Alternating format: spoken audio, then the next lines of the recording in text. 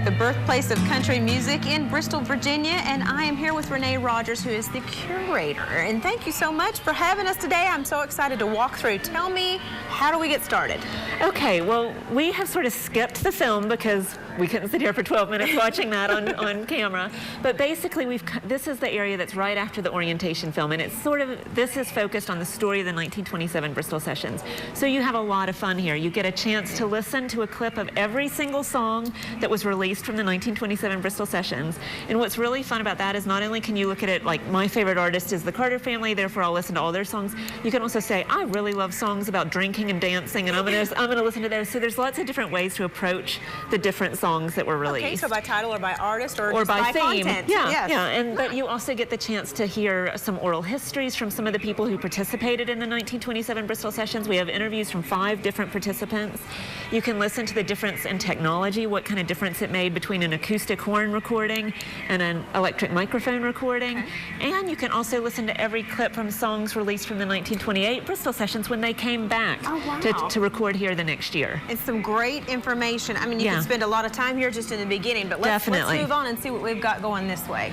When you move on, you come into what is called this is our instrument gallery, and these are not instruments from the 1927 Bristol Sessions, and that's because those aren't easy to find. They're not out there waiting to be found. So what we did instead was pick out examples of all the types of instruments that would have been played on the Bristol Sessions tunes.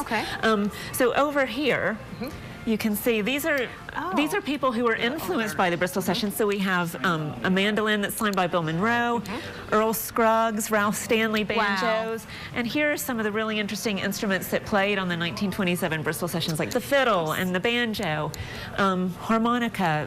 We actually, I don't know if you've heard of the bones, but they actually are bones, and you play them with your hands. Nice. And you can see in this picture what that looked like. But it's so people can get an idea of the instruments, since we can't show them the actual and that's instruments. when music was music, because that's all they'd had. They didn't have the synthesizers, and they didn't have all this electronics to boost all the sound. It was actually what came from the interest. Yeah, and they were merging a lot of these instruments together to create this really interesting music. Wow. The thing about this museum is that there's actually 4 different sit-down film experiences that you can do here. One was at the beginning. We just passed one which is about the technical, stylistic ways that people were playing. But in here we have a chapel for our film, which is about the influence of faith and belief, the religious belief, how that was such a big part of the actual music that was being played. And for the audiences, it was a lot of the music from the 1927 Bristol Sessions is sacred music. Absolutely. And I love how you get to walk in and you feel like you're there. You are, and because the speakers are actually in the pews, you actually feel like you're surrounded by the music. You guys have thought of everything. You've thought of everything. And also, this is about the community and what that audience was. They were farmers, they were working in the sawmills, they were going to the general stores.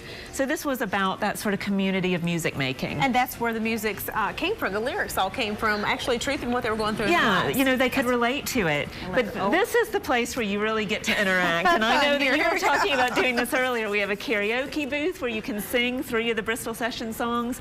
You can mix some of the songs differently with like banjo or extra banjo, or you can do, let's see, if you pick one of them, you can do an old-time rhythm or an old-time melody, add that, which is a lot of fun. Wow. Kids love this. Oh, I can imagine. And you can also listen to a bunch of the different songs over there and see how they sounded when they were recorded in 1927. Wow, and true surround sound here. You've got it. Oh, wow, this is But just also amazing. see how different artists later played those tunes. Wow, touch screen. Yeah. This is so nice. It's very interactive. Very nice. Going around. This leads us to where the radio station is. So this is the working WBCM radio station in here. And it's authentic. It is authentic. That's what I love. All of the equipment is still the older equipment, but you can see it worked well back then, still works well now. It does, yeah. It's all been remastered and digitally enhanced so that it works in modern, to the modern standards. I love it. And it's pretty exciting. And it's neat to see the timeline of how radio has progressed with all of the different, and it's so funny because I got to this Walkman and I went, oh, I remember that. I think we all remember running around with our little headphones on. But it takes you back to the day. You need to come to the birthplace of country music in Bristol. See Renee, get a walking tour. Come and plan on spending the day. Thank you so much. I can't wait to come back. Well, thank you. Hi, I really enjoyed that. I want to take my family back. We need to go take more than 5 minutes to go through. See it, yeah. We did. It's kind of like a hands-on museum for adults. You get to touch and feel and do. Sing a little, harmonize a little. Well, I can't do that so good, but I try. But you're in there alone, so nobody knows. Nobody knows. That's true. We just think you're rocking it. Wow, look at her go. I think I'm rocking it. Anybody else does. But yeah, Birthplace of Country Music, if you get a chance, go. Probably not today in the snow. Maybe not unless you live within walking distance. I know. That's true. That's true. Hey, don't forget, we've got another prize package for you. It is all about the judges. That's right. Here come the judge. Here come the judge. Go to our Facebook page, like and share that post to be in to win. We're going to be giving that away on Wednesday. Ta-da. A lot going on this week. We've got a busy week. I know, if we can get rid of the snow. If you don't like the snow outside, be thankful that you weren't working on The Wizard of Oz, because on that movie, all of the snow was pure asbestos. They thought it was better than cotton because cotton was flammable. Little did they know. Oh my goodness. Yeah. They all died young too, didn't they? I don't know. I don't know, There's no snow machines in here, are there? I'd say that what's above us is... Maybe not. We don't ask, right? Just smile and wave. Yeah, after the show, we'll go up and see the wizard. Hey, one little tidbit for you. Tennessee has 10 state songs. Yes, I've known. Poor little New Jersey doesn't have any. Doesn't have any. Can't we just share? Can't we just give what we have? The Tennessee Waltz is not necessarily our state song, but it's one of many. I think it's Rocky Top for sure. Hey, join in tomorrow. Changes Medical Spa is here, and body painting with Brenda Allen. Have a good...